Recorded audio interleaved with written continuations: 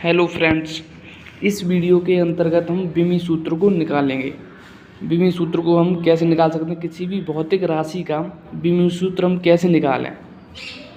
जैसे यहाँ पर फंडामेंटल यूनिट्स हैं, वो है 7 प्रकार की। जैसे मूल राशियाँ, ये मूल राशियाँ 7 प्रकार की होती हैं: लंबाई, द्रव्यमान, समय, वैद्युत धारा, तापमान, ज्योति तीव्रता और पदार्थ की मात्रा।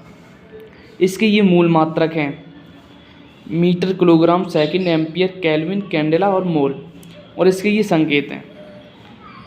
और जो ये विमा संकेत, विमा संकेत के ही हम थ्रू विमी सूत्र को निकाल सकते हैं। किसी भी भौतिक राशि का विमी सूत्र हम विमा संकेत के द्वारा निकाल सकते हैं।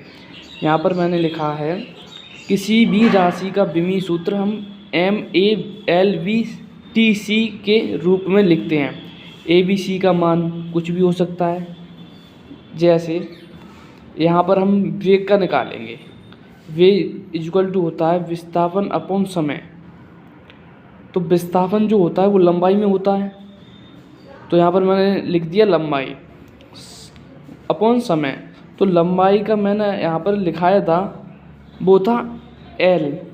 विमा संकेत क्या था, लंबाई का L था, वो हमने यहाँ पर रख दिया।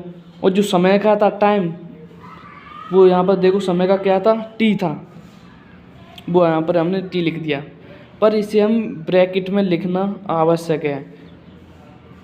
LT-1 हो जाएगा, जब T ऊपर जाएगा तो -1 हो जाएगा, LT-1। इसे हम बड़ा ब्रैकेट में लिखना ना भूलें।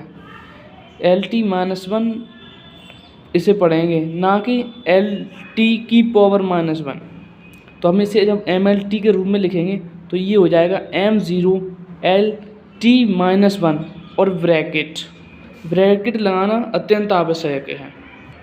अब दूसरा भौतिक राशि देखिए, यहाँ पर है त्वरण। त्वरण का हमें निकालना है विमी सूत्र। त्वरण का जो फॉर्मूला होता है वो होता है वेग अपॉन समय।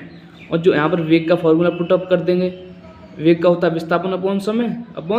समय का यहाँ पर इंटू हो जाएगा, विस्थापन अपॉन समय का स्क्वायर हो जाएगा। जो विस्थापन होता है वो होता है लंबाई में, समय का यहाँ समय हो जाएगा, समय का होल स्क्वायर। जो लंबाई होती है यहाँ पर विमा संकेत में हमने बताया था L होता है इसका। और जो समय है वो T होता है, यहाँ पर T2 हो जाएगा। इसे बड़े ब्रैकेट में लिखना अत्यंत आवश्यक है। अब ये T2 ऊपर जाएगा तो हो जाएगा T-2। इसे हम पढ़ सकते हैं LT-2। जब हम इसे MLT के रूप में लिख सकते हैं तो ये हो जाएगा M0LT-2। अब देखिए तीसरी भौतिक राशि बल का जो फॉर्मूला होता है वो होता है द्रव्यमान इंटू त्वरण। तो द्रव्यमान होता है वो M में होता है, अभी मैंने विमा संकेत में बताया था। और जो त्वरण होता है, त्वरण का अभी हमने पुटअप किया था, ये त्वरण का फॉर्मूला है LT-2। ये है LT-2, तो यहाँ पर LT-2 मैंने पुटअप कर दिया, तो ये हो जाएगा MLT-2 और बड़ा ब्रैकेट। इसे हम T-2 पढ़ेंगे, ना कि T⁻⁻2, तो गलत हो जाएगा। अब अगला है कार्य बराबर होता है बल इंटू विस्थापन। बल का फॉर्मूला यहाँ पर पुटअप कर दिया हमने, द्रव्यमान इंटू त्वरण। और विस्थापन होता है वो लंबाई में होता है, लेंथ में होता है।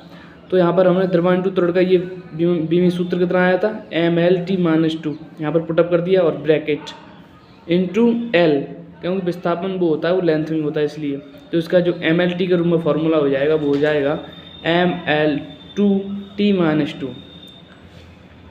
अब ऊर्जा चाहे कोई भी हो, उसका जो विमी सूत्र होता है वो एक ही रहेगा। जैसे गतिज ऊर्जा है, स्थितिज ऊर्जा है, इसका जो विमी सूत्र रहेगा वो ML2T-2 ही रहेगा। चाहे ऊर्जा कुछ भी हो, कार्य ऊर्जा हो, गतिज ऊर्जा हो, स्थितिज ऊर्जा हो, इसका विमी सूत्र एक ही रहता है।